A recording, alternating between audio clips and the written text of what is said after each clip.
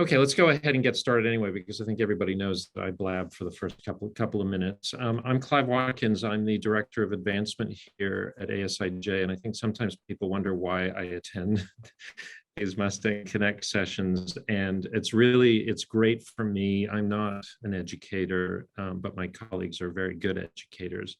And so it's a treat for me to get to sit in, not only listen in, but also get to ask inane questions that come from my being a parent of two boys. These sessions take place once a month, the Mustang Connect. I know you guys know that we've been running other sessions, 2030, and the no value care sessions. And these ones are section specific, division specific, but of course, any parent at any level is able to join us. So last time we got together a month ago, it was about how math is taught in the elementary school, and I found it fascinating. I know others did too. And I will, once I hand it off to colleagues, I will put in the chat a link to last month's recording. Don't watch it now, obviously, but for later. And then you'll also have this recording sent out at the end.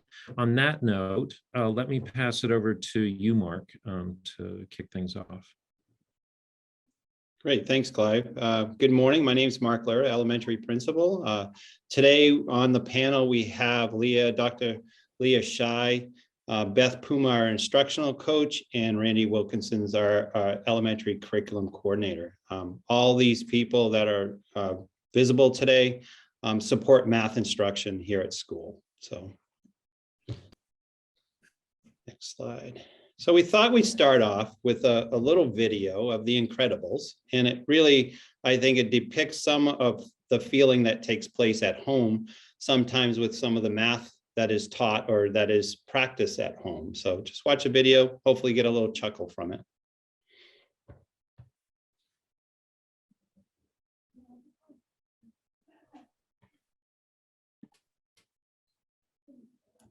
Oop, no sound this time, Randy. No sound again. Oh, it was working. What did you do?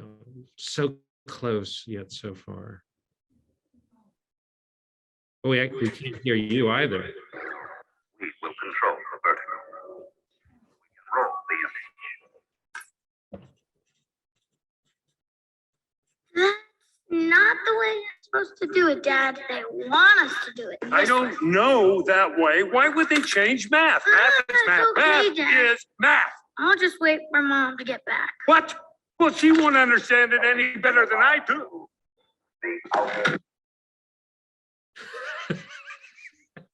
I'm sure some of you if you were able to hear that little clip, can relate to it as your students, your children have come home from their school and presented you with a problem, and they're solving the problem in many different ways than you were probably taught. So we're going to talk a little bit about that today, and hopefully at the end of the session, you'll understand the process, the work that we would love you to do with your child at home with their math instruction. So as we always do in these sessions, we like to share our definition of learning. And today, since we're focused on math, I'm going to add the word math in a few times and really try to think about it in terms of math instruction. Thinking, does it match how you learned math or what you see your children learning and how they're learning math at school? So learning in mathematics is a personal, lifelong process that leads to change, including the ability and willingness to adapt. It is driven by curiosity and motivation, occurring in a supportive environment, rich in engagement, social interaction, and feedback. Learning in mathematics is constructed in authentic contexts and results in the development of new math understandings and skills for all learners. You've probably been hearing about deep learning as something that we're focused more and more on in our school and how we're planning for deep learning. And when we talk about deep learning, we are talking about the learning that meets this definition that I just read. And deep learning is really about asking the right questions, not just having answers. Our world is very complex, changing, and the kinds of problems that these kids are going to solve are not ones that have straightforward memorizable answers, but ones that actually require them to ask more questions and be curious to try to problem solve. So when we're designing deep learning for math, we are really focusing on authentic problem solving, the process of problem solving, so that students can engage in transformational learning experiences that are mindful of their culture, identity, and ability. And these experiences also foster creativity, adaptability, and iteration. So hopefully you'll hear some of these things today as we're talking about the math. Again, I hope you've heard already about the Portrait of a Learner, we have these competencies, these skills that we would love our students to walk away with as a learner from our school. We have the mindset, which incorporates grit, resilience, a love of learning, communication, creativity, critical thinking, collaboration, and global citizenship. Now, what we're going to, next few slides, we're going to take apart what we call mathematical practices. And each one of these practices truly aligned to our Portrait of a Learner. And in the next few slides, they're going to explain a little bit how those math practices connect to our Portrait of a Learner.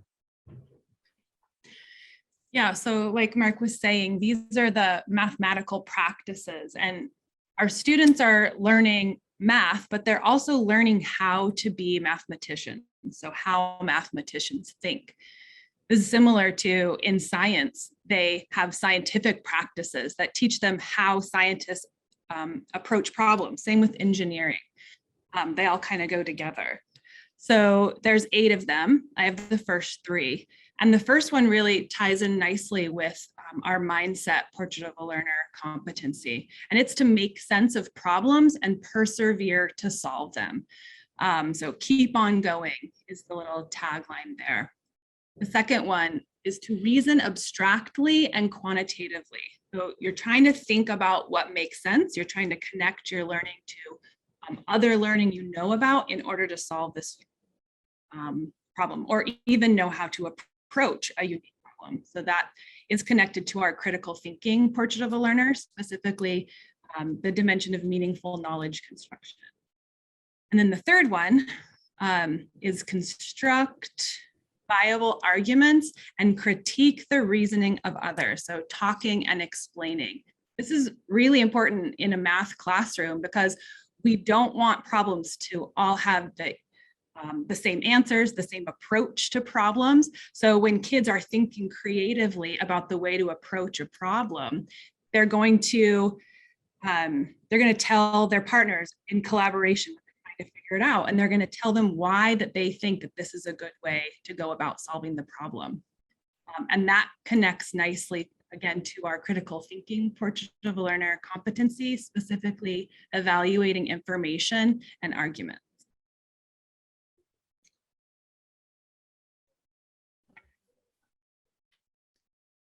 And so the next mathematical practice that teachers are weaving and developing through the learning experiences is model with mathematical and show your thinking, right? So showing different models, if you've ever seen the kids bring the different models home and you're like, what am I looking at? That's what we're trying to develop, the idea of modeling something abstract in an image. And so this really aligns nicely with communication Portrait of a Learner. And really it's about to communicate your thinking in mathematics. Using appropriate tools strategically. It's about using the right tool. When do you use a model? When do you use manipulatives? When do you use a ruler? When do you use any of the tools that are when do you use your buddy? Any of the tools at your fingers, you're right, absolutely. So this connects nicely with our Portrait of a Learner in pursuing and expressing novel ideas and solutions. That's creativity. The last mathematical practice is attending to precision. So really knowing when to look over your work and see if you've made any missteps, right? There is still an emphasis on attending to precision, but it goes with the other mathematical mindsets. And this is, of course, aligns nicely with our critical thinking Portrait of a Learner, evaluating information and arguments. Actually, this is an experience we'll do where we'll show some work where the student has made a misstep, and we actually ask other students to say, what do you notice about this problem? And the last two mathematical practices are not identical, but they're quite similar in that they both really tie to the same portrait of a learner competency of critical thinking, that's making connections and identifying patterns. So the seventh one is to look for and make use of structure to see the patterns or connections. And those patterns might be things in numbers, but they also might be things in shapes and in the natural world around them. There's a lot of math in the natural world, and having students being aware of that and understanding how those structures can help them make more sense of the world. And then look for and express regularity in repeated reasoning. And there's actually a video that's coming up soon. And in the video, there's a presentation where the presenter shares a mathematical problem that is presented to the class. And they really do have to look for structure. They have to look for patterns. They're looking for that repeated reasoning. So when you watch that, you can be thinking about these mathematical practices and how they're actually being utilized by students there in that example. Last month, we talked a little bit about how we approach mathematics instruction in our school, and it's really done in three bands with representational knowledge, computational procedural skills, and conceptual understanding, and how they interweave. We don't leave one without the other, right? So we may do conceptual understanding, but we build the conceptual understanding and still do computational and procedural skills. So you might have the standard algorithm being taught, but also conceptually building that understanding in math. And so with that, so the work today we're going to talk about is how do we go beyond what's happening at school so that students feel comfortable and confident in their math as a mathematician. We want you to help build the mindset, a mathematical mindset in your child. And we're going to present to you some evidence-based practices that support that. So as you're at home, when you're asking, what can I do to support mathematics? It isn't sending them a Kumon to have more repetitive practice. It isn't, having worksheets done over and over again. That's not going to build their mathematical mindset in a growth mindset way. So that's what we're going to present in the next few slides. So if you were able to watch our April Mustang Connection, we shared from a lot of different experts. And here's one of the expert voices that we're going to have today. We're not having as many different people speaking to you, but this is a little bit of a longer video. This is Dan Finkel, and he's a math instructor. He's a professor, and he'll give a little bit more introduction to himself. And he's talking about these 5 different areas that are about teaching math that will help build that math mindset. He's not talking about procedures or exact ways to find specific answers to specific problems.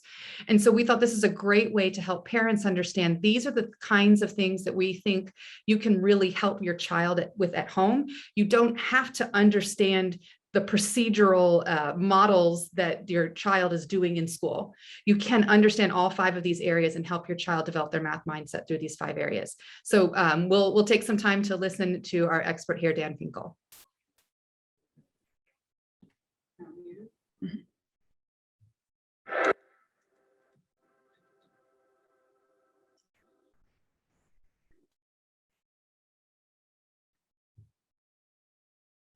A friend of mine told me recently that her 6-year-old son had come home from school and said he hated math. This is hard for me to hear because I actually love math. The beauty and power of mathematical thinking have changed my life.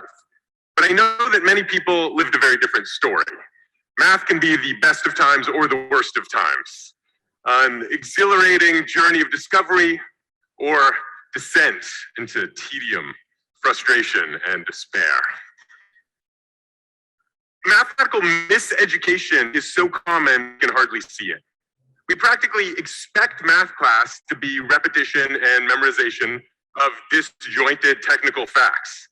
And we're not surprised when students aren't motivated, when they leave school disliking math, even committed to avoiding it for the rest of their lives. Without mathematical literacy, their career opportunities shrink and become easy prey for credit card companies, payday lenders, the lottery, and anyone really who wants to dazzle them with a statistic. You know that if you insert a single statistic into an assertion, people are 92% more likely to accept it without question. Yeah, I totally made that up. And 92% has weight, even though it's completely fabricated. And that's how it works. When we're not comfortable with math, we don't question the authority of numbers. But what's happening with mathematical alienation is only half the story. Right now, we are squandering our chance to touch life after life with the beauty and power of mathematical thinking. I led a workshop on this topic recently, and at the end, a woman raised her hand and said that the experience made her feel, and this is a quote, like a god. That's maybe the best description I've ever heard for what mathematical thinking can feel like. So we should examine what it looks like. A good place to start is with the words of the philosopher and mathematician René Descartes, who famously proclaimed, "I think, therefore I am." But Descartes looked deeper into the nature of thinking. Once he established himself as a thing that thinks, what is thinking thing? It is a thing that doubts, understands, conceives, that affirms and denies, wills and refuses, that imagines also and perceives. This is the kind of thinking we need in every math class every day. So if you are a teacher or a parent or anyone with a stake in education, I offer these 5 principles to invite thinking into the math we do at home and at school. Principle 1, start with a question. The ordinary math class begins with answers and never arrives at a real question. Here are the steps to multiply, you repeat. Here are the steps to divide, you repeat. We've covered the material, we're moving on. What matters in this model is memorizing the steps. There's no room to doubt or imagine or refuse. So there's no real thinking here. What would it look like if we started with a question? For example, here are the numbers from 1 to 20. Now, there's a question lurking in this picture, hiding in plain sight. What's going on with the colors? Now, intuitively, it feels like there's some connection between the numbers and the colors. I mean, maybe it's even possible to extend the coloring to more numbers. At the same time, the meaning of the colors is not clear. It's a real mystery. And so the question feels authentic and compelling. And like so many authentic mathematical questions, this one has an answer that is both beautiful and profoundly satisfying. And of course, I'm not going to tell you what it is. I don't think of myself as a mean person, but I am willing to deny you what you want. Because I know if I rush to an answer, I will have robbed you of the opportunity to learn. Thinking happens only when we have time to struggle. And that is principle 2. It's not uncommon for students to graduate from high school believing that every math problem can be solved in 30 seconds or less. And if they don't know the answer, they're just not a math person. This is a failure of education. We need to teach kids to be tenacious and courageous, to persevere in the face of difficulty. The only way to teach perseverance is to give students time to think and grapple with real problems. I brought this image into a classroom recently, and we took the time to struggle. And the longer we spent, the more the class came alive with thinking. The students made observations, they had questions. Like, why do the numbers in that last column always have orange and blue in them? And does it mean anything that the green spots are always going diagonals? And what's going on with those little white numbers in the red segments? Is it important that those are always odd numbers? Struggling with a genuine question, students deepen their curiosity and their powers of observation. They also develop the ability to take a risk. Some students noticed that every even number has orange in it, and they were willing to stake a claim. Orange must mean even. And then they asked, is that right? This can be a scary place as a teacher. A student comes to you with an original thought. What if you don't know the answer? Well, that is principle 3. You are not the answer key. Teachers, students may ask you questions you don't know how to answer. This can feel like a threat, but you are not the answer key. Students who are inquisitive is a wonderful thing to have in your classroom. And if you can respond by saying, I don't know, let's find out. Math becomes an adventure. And parents, this goes for you too. When you sit down to do math with your children, you don't have to know all the answers. You can ask your child to explain the math to you or try to figure it out together. Teach them that not knowing is not failure. It's the first step to understanding. So, when this group of students ask me if orange means even, I don't have to tell them the answer. I don't even need to know the answer. I can ask one of them to explain to me why she thinks it's true. Or we can throw the idea out to the class. Because they know the answers won't come from me, they need to convince themselves and argue with each other to determine what's true. And so one student says, look, 2, 4, 6, 8, 10, 12, I checked all the even numbers. They all have orange in them. What more do you want? And another student says, well, wait a minute. I see what you're saying, but some of those numbers have 1 orange piece. Some have 2 or 3. Like, look, 48. It's got 4 orange pieces. Are you telling me that 48 is 4 times as even as 46? There must be more to the story. By refusing to be the answer key, you create space for this kind of mathematical conversation and debate. And this draws everyone in, because we love to see people disagree.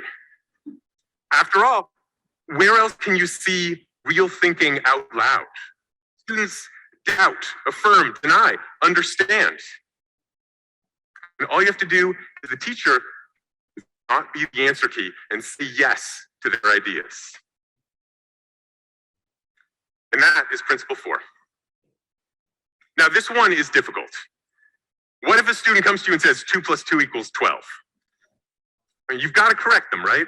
And it's true, we want students to understand certain basic facts and how to use them. But saying yes is not the same thing as saying you're right.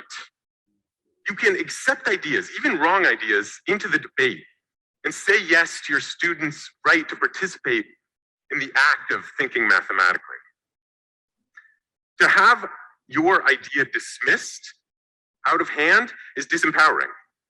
To have it accepted, studied, and disproven is a mark of respect. It's also far more convincing to be shown you're wrong by your peers than told you're wrong by the teacher. But allow me to take this a step further. How do you actually know that 2 + 2 doesn't equal 12? What would happen if we said yes to that idea? I don't know. Let's find out. So if 2 + 2 = 12, then 2 + 1 would be 1 less, so that would be 11. And that would mean that 2 + 0, which is just 2, would be 10. But if 2 is 10, then 1 would be 9, and 0 would be 8. And I have to admit, this looks bad. It looks like we broke mathematics.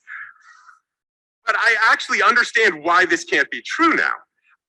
Just from thinking about it, if we were on a number line, and if I'm at 0, 8 is 8 steps that way, and there's no way I could take 8 steps and wind up back where I started. Unless, well, what if it wasn't a number line? What if it was a number circle? Well, then I could take 8 steps and wind back where I started. 8 would be 0. In fact, all of the infinite numbers on the real line would be stacked up in those 8 spots. And we're in a new world. And we're just playing here, right? But this is how new math gets invented. Mathematicians have actually been studying number circles for a long time. They've got a fancy name and everything, modular arithmetic. And not only does the math work out, it turns out to be ridiculously useful in fields like cryptography and computer science. It's actually no exaggeration to say that your credit card number is safe online because someone was willing to ask, what if it was a number circle instead of a number line? So, yes, we need to teach students that 2 + 2 = 4. But we also need to say yes to their ideas and their questions and model the courage we want them to have. It takes courage to say, what if 2 + 2 = 12, and actually explore the consequences. It takes courage to say, what if the angles in a triangle didn't add up to 180 degrees? Or what if there were a square root of -1? Or what if there were different sizes of infinity? But that courage and those questions led to some of the greatest breakthroughs in history. All it takes is a willingness to play. And that is principle 5. Mathematics is not about following rules. It's about playing and exploring and fighting and looking for clues and sometimes breaking things. Einstein called play the highest form of research. And a math teacher who lets their students play with math gives them the gift of ownership. Playing with math can feel like running through the woods when you were a kid. And even if you were on a path, it felt like it all belonged to you. Parents, if you want to know how to nurture the mathematical instincts of your children, play is the answer. What books are to reading, play is to mathematics. And a home filled with blocks and puzzles and games and play is a home where mathematical thinking can flourish. I believe we have the power to help mathematical thinking flourish everywhere. We can't afford to misuse math to create passive rule followers. Math has the potential to be our greatest asset in teaching the next generation to meet the future with courage, curiosity, and creativity. And if all students get a chance to experience the beauty and power of authentic mathematical thinking, maybe it won't sound so strange when they say, math? I actually love math. Thank you.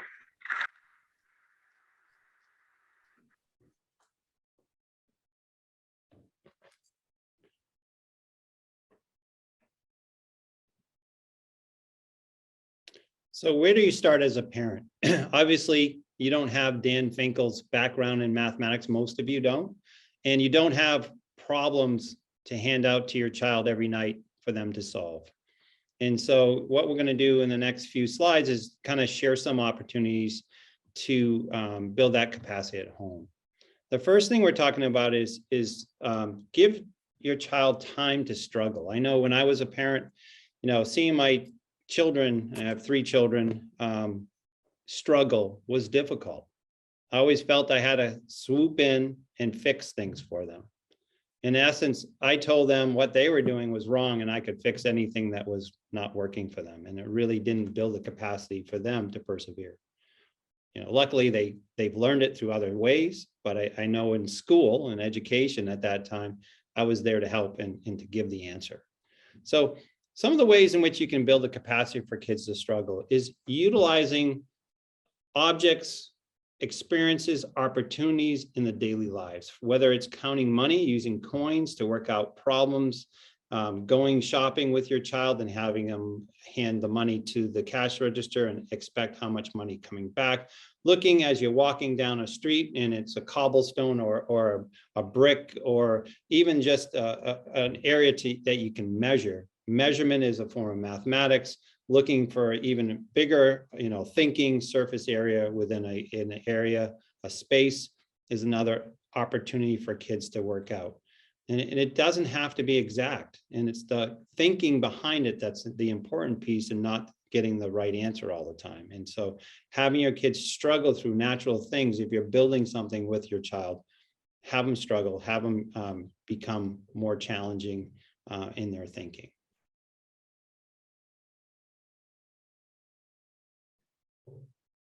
So another principle is to say yes to your child's ideas. And you might notice in some of these pictures, they're not always about math, because what we're trying to do here is nurture children's creative thinking. So if you think of being creative, some of Dan Finkel's words were being adventurous, knowing that it's okay to fail, being courageous, risk-taking, being comfortable and excited, almost expectant that you're going to have to try another route, because you know that's how inventing and composing and coming up with new ideas, that's what that takes. The other side of that is anxiety, because if everything has one right answer, the creativity is lost. That creates anxiety. So when we say yes to our child's ideas, that could be, I want to make cookies. Okay, yeah, let's give that a try. Oh, the 1/4 has rubbed off on this baking cup. What else could we use? How can we figure out what this measurement is?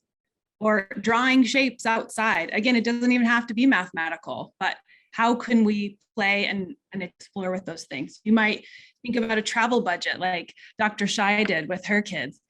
To put off the Disney trip for just another month, we need to get your kids to pitch the idea with the budget attached. Or making things like this cardboard construction. We have an after-school program that utilizes this type of creativity too. Or there's a picture here from, what's it called, in the library, where they make a food from the cover art of a book. That's really great creative thinking as well.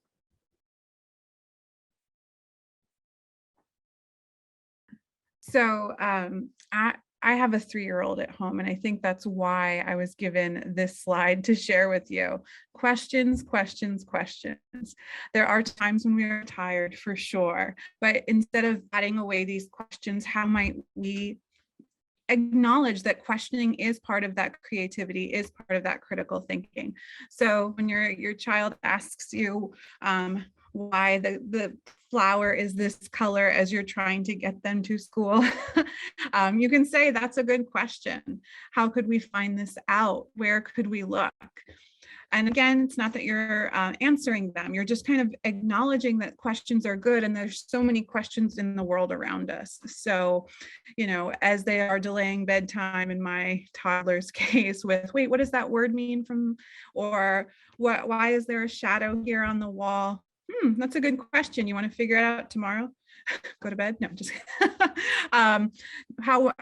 who would we talk to figure these questions out? These are just some of the very simple questions that you can and responses you can feed back to your kid to say, you know what, your questions are important. We value them, and they're kind of cool. And if your child isn't a natural questioner, or that's not something that's happening all the time in your home, like Beth described, one of the things that you can do to help prompt questions and help prompt the thinking is to really notice the real life math that's around you all the time. Find those ways that you can point it out and you can model question asking. With my 5-year-old last night, I was doing Legos. That picture on the left really resonates with me. And she was trying to put things together, and they weren't lining up because she didn't have the same heights. So all of a sudden, she's trying to figure out, without ever talking about measuring or with that kind of thing, we're saying, oh, the height isn't the same. How can we make it balanced? What do we need to do to make these equal so that they will attach? That's part of play, but noticing that, and I can just use those words like height or balance to start to kind of help her think about that. The examples in the middle with the money, something I do with my 10-year-old at home, I've just started, is here's 1,000 yen, go down to the 7-Eleven, we need bread, we need eggs, Make sure you get 2 cartons of milk. And then if you have enough left over, yes, you can pick something from the candy aisle. So now he has to, while he's in the shop, kind of quickly do his estimating because he really wants to get those little high chew candies or whatnot. But he's engaging in the real life math around him. Even in simple things like noticing flowers, nature is full of patterns, full of math everywhere. Using money, give your child, it takes time. Like Beth said, sometimes you just want to get on to the next thing. But let the child pick out the money. If you're at the vending machine, I know I can put it in more quickly and get that water bottle. But if I hold out my hand of change and ask them, they're identifying the coins, they're adding it out, they're figuring out what they need. And so they're using math in real ways around them. And that just helps spark their thinking and their curiosity to engage, even if they're not always asking those kinds of questions all the time. So we have another short video, and it kind of relates to giving the answers for your, solving the problems for your own child. And it's just a quick, funny video, about 30 seconds. Just take a watch.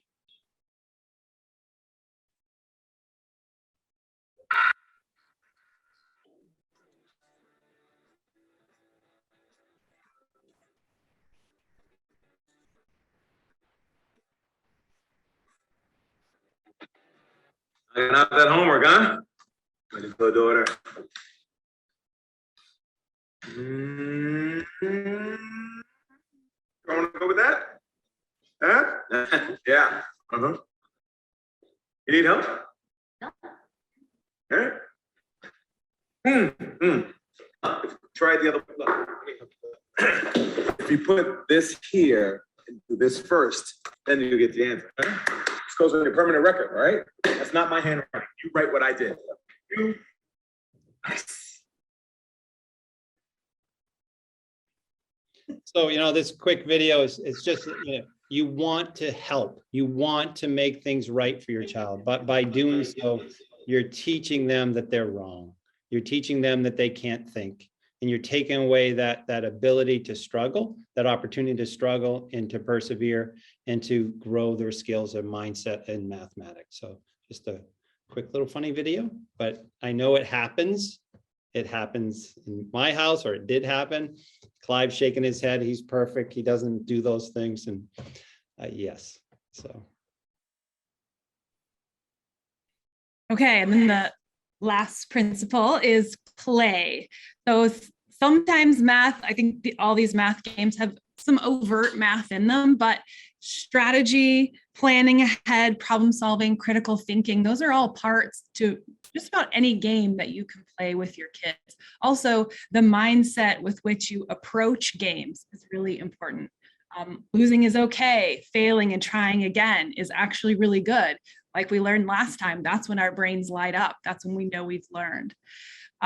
Playing Monopoly or a game like that has 10 sides, you'll know when your kid figures out that a side is 10, and so that they can go from one side to the other without counting each one.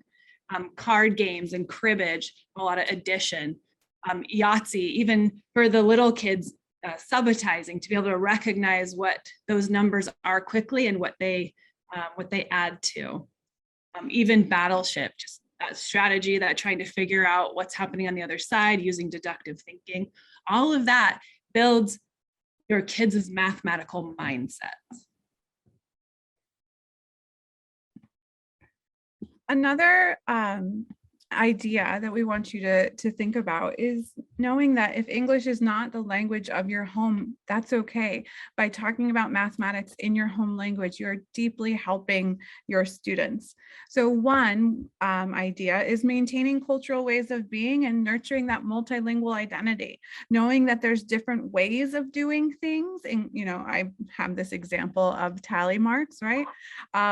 It's just one of those things that you can teach that we can't necessarily teach, and that's okay. And knowing students can move between spaces, and there's different ways of approaching a problem. Again, that's that creative thinking and helping build ideas. There's more than one way to approach stuff. Next slide. Another idea is you're actually deepening conceptual understanding. Once you learn to count in your one language, that usually ends up being the language you count in forever, okay, which is totally okay. But notice here, by understanding the language, we're actually, this lesson that was happening was around understanding what 10 means, what groups of 10 mean. And so you're starting to see patterns even within the words we use across different languages, right? You're actually deepening conceptual understanding. So using your home language is so important when we're talking about mathematics. Another way you might be able to support is when teachers send home newsletters, and you might see some key familiar terms. Here's an example of a newsletter. At the bottom right-hand corner are familiar terms. What are those words in your home language? Okay, even if you don't necessarily, and maybe they are just very similar to English. Now you can kind of email your student's teacher and say, okay, this is what these words would be. Now we can build multilingual word walls to help, again, build just the beauty of mathematics and the beauty of multilingualism. So then when students are talking about critiquing arguments in class, if they're doing it in a home language and eventually outputting in English, that's okay too. They're wrestling with the concepts, but not the language. So you've just heard a number of different ideas of things that you can do to help your child build their mathematical mindset. And another thing on top of that is helping them understand that they are building their mathematical mindset, helping them think about and recognize the ways in which they are growing. So not just, I got the answer or I solved that problem, but I believe in myself. I know I can learn anything. These statements on the side, this is like a self-assessment a student might use to think about their math mindset. When I find work difficult and I struggle, I keep going, knowing that I am developing my brain. Helping your child understand these concepts with these names, not just building flexibility in their brain, but recognizing I'm building flexibility in my brain when I do this, makes that happen even faster. Another really important thing about thinking about building mathematical mindset is how we are modeling that. If we approach any of these things, even in the context of play, with the idea of, oh, that's hard. If we sit down to play Monopoly with our child and right away say, oh, you be the banker, I can't do the math, then we're sending another message to the child that like math isn't always fun. I can't do it. You're either a math person or you're not. We're sending the wrong message. You might not feel very confident or comfortable in math. You might not have had an education that built this love for math inside of you, but your kids don't need to know that. And in fact, it's best that they don't. So, as a parent, we know there are lots of things when we start on this journey of parenting, we don't know what we're doing, but they don't know that we don't know what we're doing. If you don't love math, you don't have to pass that fear onto your child. You can still pretend, right? We pretend like we know what we're doing every day as parents. You can do it in math too. So you can struggle through the problem. You can say, oh, this is hard, but I'm going to try this because I know that I'll feel really good when we solve it. And Dan Finkel spoke to that earlier about, robbing the child of the joy of solving it. You may just find that you actually take some joy in things as you go through this journey with your child, even if you're not initially excited about engaging in it yourself. Fake it for a while, and I think it will come, but really think about how you're modeling your own mindset and how you're embracing growing as a mathematical learner and thinker as well. So this question came up about how do I help my child or teach them the right way that matches the school, right? And so homework is usually a repeat of what was learned during the course of the day in math or in other subjects. And we want kids to practice that skill. A lot of it is that the algorithmic kind of standard learning of math in repetition and practice so that they can embed some of those strategies with their math thinking. And in some cases, your child's going to come home and they won't know how to do it. And if you go back to some of the 5 principles of struggle, let them struggle, don't give them don't be the answer key. Those are things to keep in mind. Along with that, if you want to really kind of utilize the language that the teachers are using in their math instruction, the Eureka Math tips that is sent home at the start of each unit really does create the opportunity for you to see the language, to use the language with your child and the examples that might be used to teach that math. And that's a useful tool. But in the end of the day, if your child still does not get the work, your teacher needs to know that your child's teacher needs to be informed and say, hey, I was sitting with them, they really don't understand this, so that it can be retaught. Don't give the answer, don't do it a different way so that they get an answer. Let the teacher know and they can support it. Again, as we started this journey of conversation today, we talked about mathematical mindset and building the mindset in a child and all the different things that you can do to support your child at home. It isn't always sitting down with your child and making sure that they have the right answer. It's more those other things you can do outside of the homework that are more important to build that mathematical mindset. And I hope we'll have some questions about that as we move forward. One more question that you might be having, or someone who is watching on recording, do you have any resources you can recommend to use over the summer to keep math active? So in addition to the things that we've talked about just general math mindset, there's a collection here that we have of different resources online that you might find. Some of them are games, some of them are activities that you can do depending on the age of your child and what they're kind of working on. I'm sure your child's teacher has shared with you in conferences, or certainly will in reports, their areas of strength, their areas for growing, and some of these resources you might find helpful. We're going to share our slideshow presentation. We'll put it in our Mustang bulletin tomorrow, so you can access this and you'll be able to access all the links if you'd like to look through some of those specific things. We don't recommend that you spend the summer with 15 minutes a day of flashcards or filling out times table worksheets or anything like that. Those are the kinds of things that make math feel tedious.